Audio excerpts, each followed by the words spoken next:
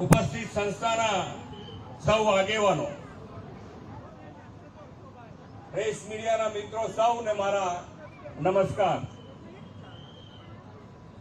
બંધારણના ઘડવૈયા ભારત રત્ન ડોક્ટર બાબા સાહેબ આંબેડકરને 134મી જન્મ જયંતિએ મારા સત વંદન કરું છું. ડોક્ટર આંબેડકરજીના યોગદાન અને પરિશ્રમથી જે બંધારણ ઘડવામાં આવ્યું છે અને તેનો સ્વીકાર કરવામાં આવ્યો, તેનું પણ આ વર્ષે 75મું વર્ષ છે. એટલે કે આંબેડકર જન્મ જયંતિનો આ વખતનો અવસર ખાસ અવસર છે.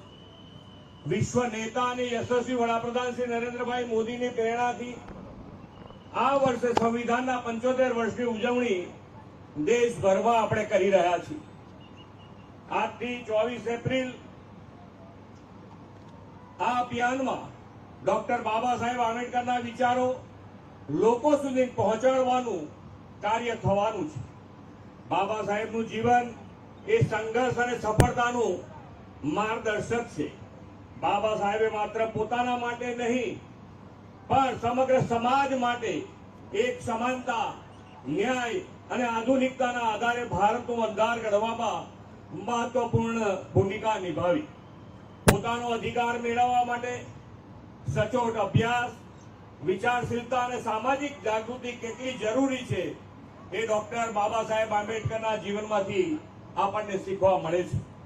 તેમને દ્રઢ વિશ્વાસ હતો કે શિક્ષણ એ મુક્તિનો રસ્તો છે. તેથી તેમણે પોતાના જીવન યાત્રા પાઠશાળાથી શરૂ કરી અને અમેરિકાની કોલંબિયા યુનિવર્સિટી અને લંડન સ્કૂલ ઓફ ઇકોનોમિક્સ સુધી વિદ્યા મેળવી હતી. તેઓ હંમેશા માનતા કે સામાજિક ન્યાય વગર માનવતાની કલ્પના અધૂરી છે. જાતિવાદ, ગઠબંધન તોડવા માટે શિક્ષણ, સંઘર્ષ અને સંગઠન ત્રણેયની જરૂર છે. તેમણે કહ્યું હતું કે જીવન માટે આપણી પાસે વિચારવાની, વર્તનની અને વિશ્વાસ રાખવાની સ્વતંત્રતા હોવી જોઈએ. તેમના વિચારોને જીવનમાં ઉતારીને સામાજિક સમાનતા સાથે વડાપ્રધાનશ્રીના સંકલ્પ વિકસિત ભારત 2047 માટે સતત પ્રયત્નશીલ રહેવા સૌ પ્રતિબદ્ધ થઈએ. સમાનતાના સૈનિક ડોક્ટર બાબા સાહેબ આંબેડકરને વિનમ્ર ભાવે શ્રદ્ધાંજલિ પાઠવીને વિરમું છું. ભારત માતા કી જય. વંદે માતરમ. જય જય ગરવી ગુજરાત. જય ભીમ. ખૂબ ધન્યવાદ આદરણીય પટેલ સાહેબ.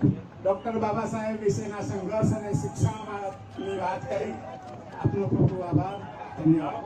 જય ભીમ.